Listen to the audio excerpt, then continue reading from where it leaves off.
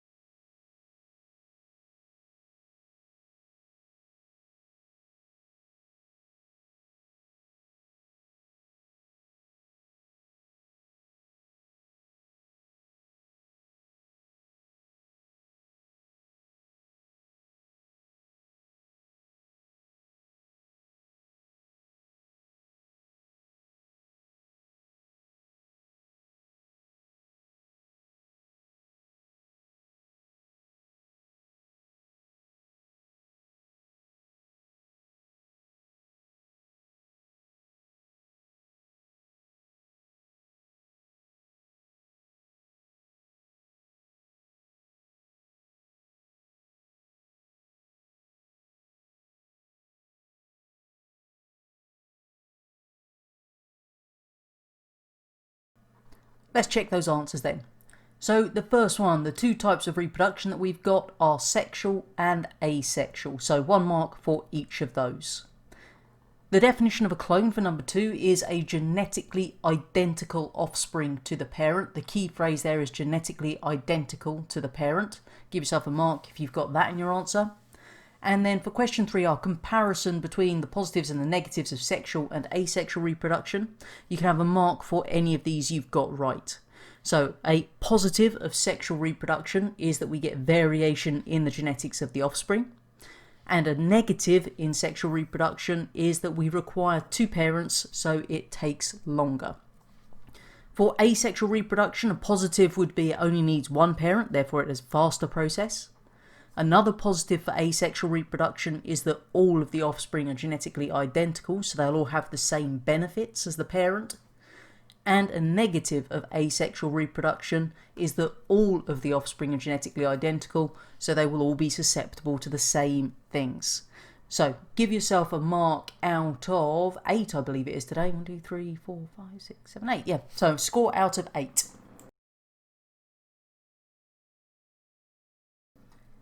What I'd like you to do then is on the screen we've got a few sentences. I haven't counted them to know how many, but they've got missing words again. all of the words you need are in the red box at the bottom. So I'd like you to write out those sentences, filling in the missing words from the box at the bottom where you think they go. So off you go with that one.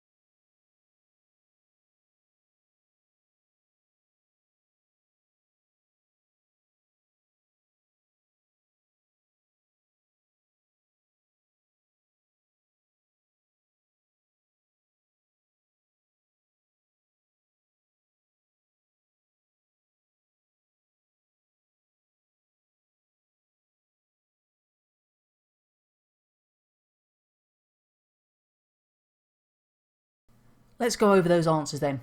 So normal human body cells have 46 chromosomes. They are diploid. This means they contain 2 sets of each chromosome. The sex cells, sperm and ova, and you can have those either way around, have 23 chromosomes. They are haploid. This means they contain 1 set of each chromosome. And I've just noticed I've got a typo there. It's not meant to say hey contain, it's meant to say they contain. So just make sure you've got it spelt right in your books. Now, what we actually see here then is if we focus on humans just for a moment, then in all of your normal body cells, you've got 46 chromosomes. So that's 2 of each chromosome. Now, because we've got those 2 sets, then we've got what's called diploid cells. If we break that word down, di means 2. So that word diploid just means 2 sets. If we then consider the sex cells, our gametes, the sperm and the egg or the sperm and the ova, then these are haploid. So think HA half, HA haploid. This means they've only got half the number of chromosomes as a normal body cell. So 46 in a body cell, half of that is 23. So they only contain a single set of chromosomes. But this is really important because obviously during the process of fertilization, the sperm and the egg join and their 2 nuclei fuse. So that means 23 chromosomes come from the father, 23 chromosomes come from the mother to give the offspring their 46 chromosomes.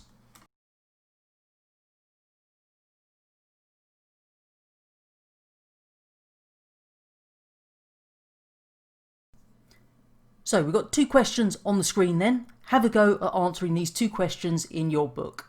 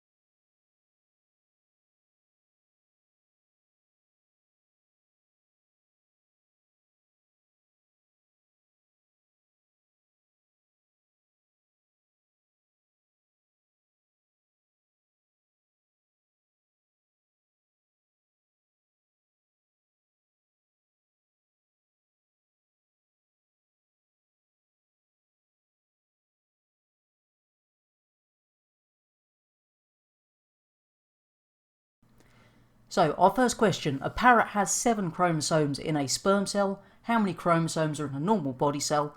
All we need to do is 7 times 2, which gives us 14. Because remember, a sperm cell has half the number of a normal body cell. So times it by 2 to get the number. A polar bear has 20 chromosomes in a body cell. How many chromosomes are in an ovum? Obviously we're going from the diploid to the haploid this time. So it's 20 divided by 2 gives us 10. Just remember how to do this, because this is one of those common 1-mark questions that we used to get all the time on the exams. So really nice easy mark, just either multiplying by 2 or dividing by 2, depending on which way round we're going. So give yourself a mark out of 2 for those. Now what we're going to come on to is just considering what happens in fertilisation using a few scientific terms. So what I'd like you to do is finish off the couple of sentences on the screen in your books using the words in the red box at the bottom.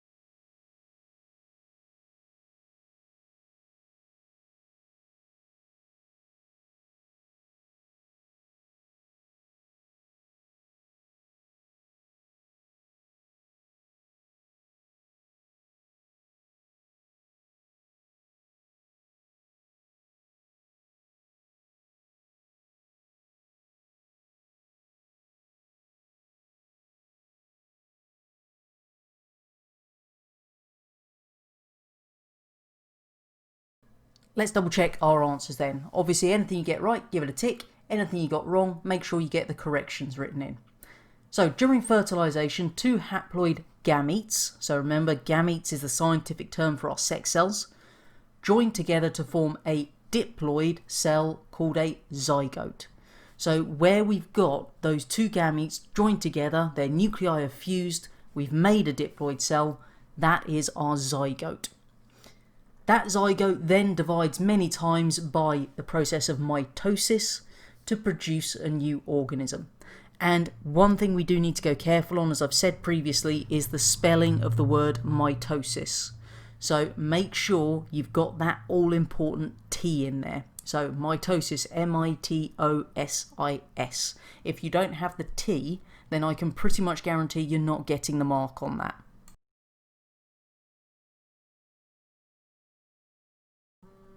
So, suggestion then, why will the genes in the offspring be unique? Write those answers in your book for me.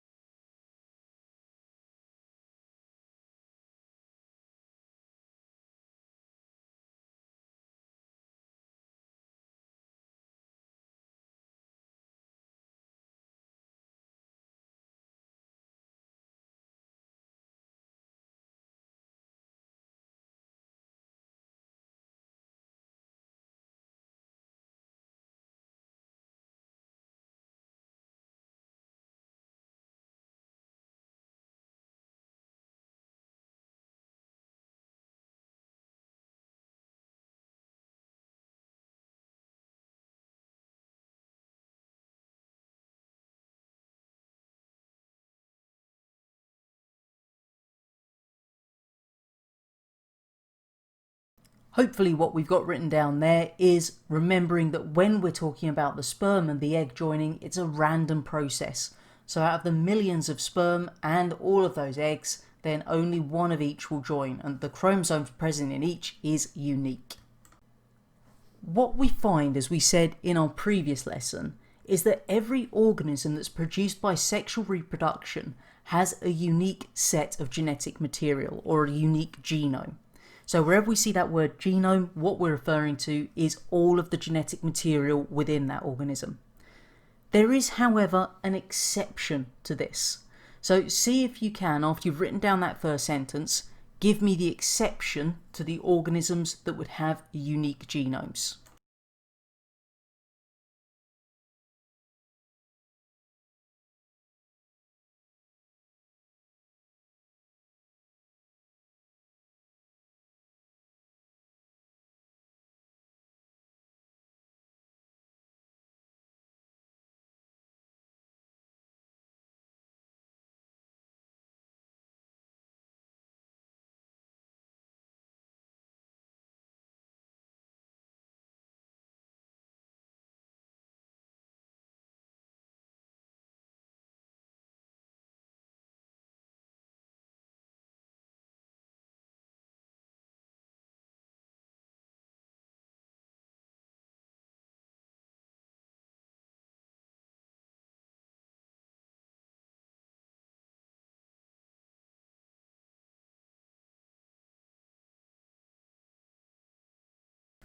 I'm hoping that we managed to work out that the exception to the statement is identical twins, because identical twins came from the fertilisation of one egg by a single sperm, and then that zygote at some point split into two separate entities that then became the identical twins, but their DNA is identical to one another.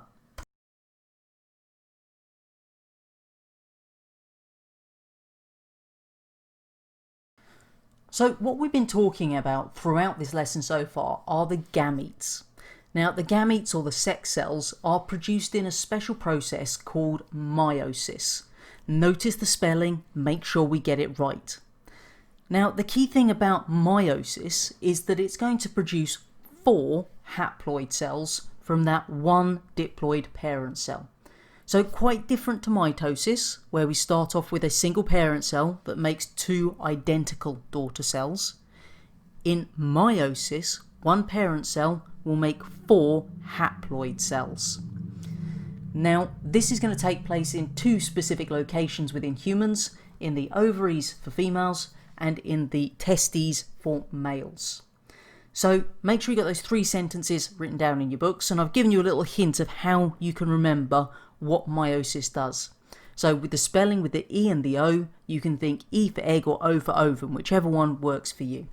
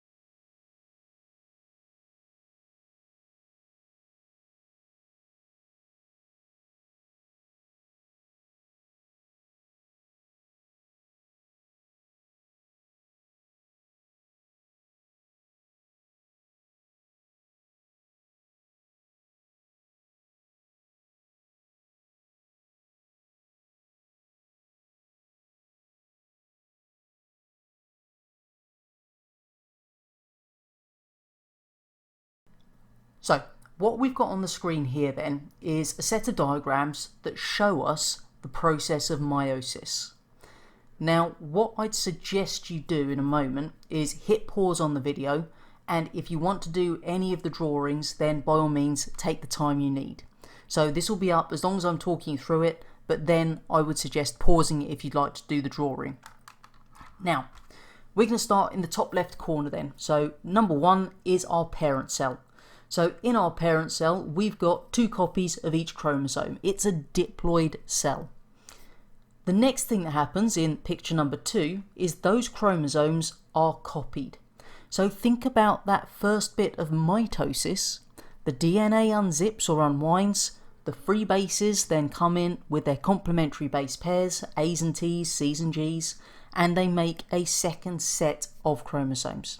And that's exactly what we're seeing happening in stage 2. The DNA unzips, the free bases come in and pair up with their complementary base pairs, A's and T's, C's with G's, and then we've got a complete second set of all of those chromosomes made. In step 3 we can see they're lining up along the equator of the cell, so along the middle of the cell there, and in step 4 they're being pulled to the opposite poles by the spindle fibres. Now step 5 is where that new nuclear membrane forms and the cell divides. This is rather similar to a process we've already met. Hopefully at this point you're sitting there thinking, we've done this is just mitosis. So what we see is the DNA unzips, the free bases come in, complementary base pairing, then they line up on the equator, they're pulled to the opposite poles, the cell divides. It's just mitosis.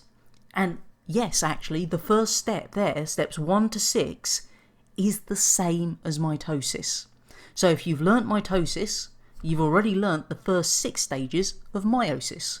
Brilliant. Then, however, we go on to the next step.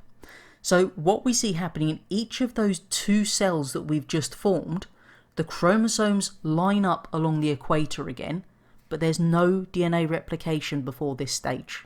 So the chromosomes line up along the equator, they're then pulled to the opposite poles by the spindle fibres, then the cell divides, the nuclear envelope reforms, and we then have our 4 haploid cells.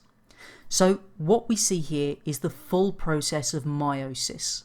So as I say, if you want to do any of the drawings of the diagram, then hit pause, take as long as you need to do that.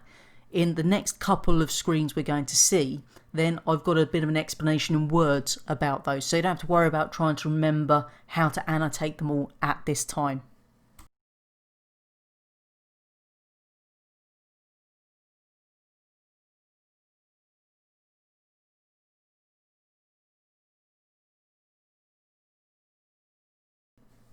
So what I'm going to do is I'm going to take you through meiosis with our written explanation.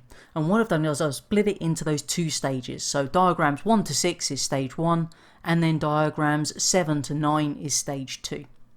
So stage 1, the chromosomes are copied in that process of DNA replication. Then the chromosomes line up along the equator in their pairs, one from the mother, one from the father, and they're pulled to opposite poles. The cell then divides into 2 in the process of cytokinesis. So I'll leave these up for about 3 minutes so you can write down those points.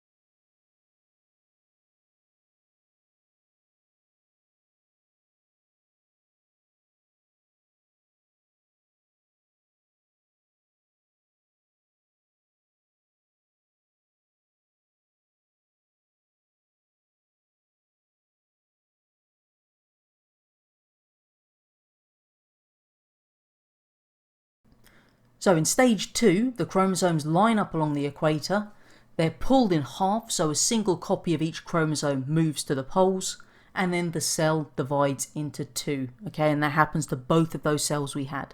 So we end up with 4 haploid cells.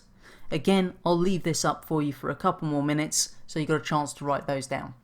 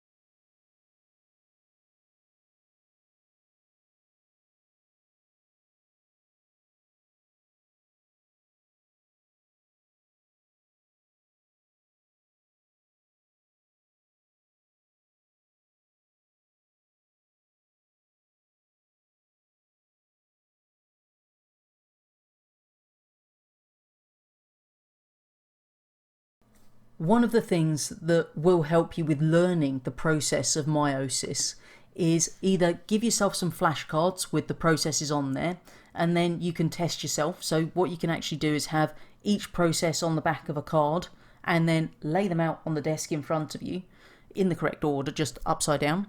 And then you can sit and think, right, stage 1, DNA unzips, turn it over. If you're right, you move on to the next. And you keep doing that until you finally get to the end.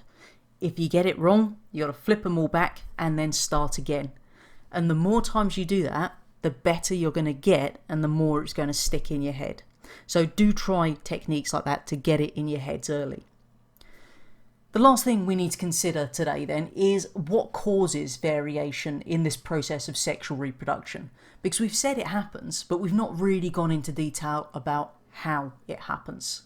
And there are 3 key things that we need to bear in mind here. So in terms of why we get variation during sexual reproduction, the first one is one we've already mentioned, that random fertilization of an egg with a sperm, because each egg and each sperm is a unique set of DNA, and it's down to complete chance as to what egg joins with what sperm. That's one. Second one is that we actually have a random assortment of the chromosomes at the equator. So where they line up during meiosis, then it's not a case of all of the chromosomes on one side will be the fathers and all of the ones on the others will be the mothers. That's not how it works. It's completely random as to which ones are from the mother, which ones are from the father. When we're also going through this process of meiosis, then there is another scientific process that occurs called crossing over. And crossing over is where we've got our chromosome and then a little bit, so maybe a bit off the end, get swapped between two different chromosomes. So to all intents and purposes, we're swapping a bit of DNA that maybe was originally on the mother's chromosome with a bit of DNA that was originally on the father's chromosome. So we're again mixing up the genes there. So 3 reasons we get variation: random assortment of the chromosomes at the equator, crossing over of the chromosomes, and random fertilization of the egg and sperm. I'll leave this up just for another minute so you've got a chance to jot those down.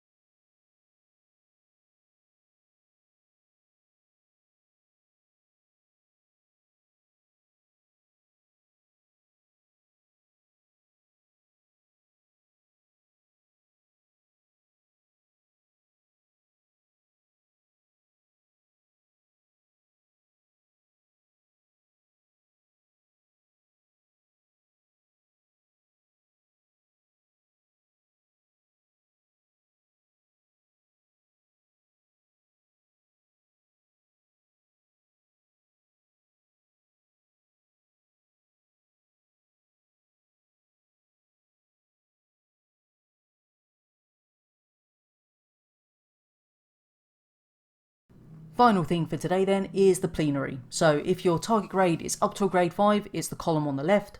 Those of you with target grades over a grade 5, it's the column on the right. So I'm going to leave these up for 3 minutes today, but as always, if you need longer to do it, hit pause, take as long as you need to answer them in your books.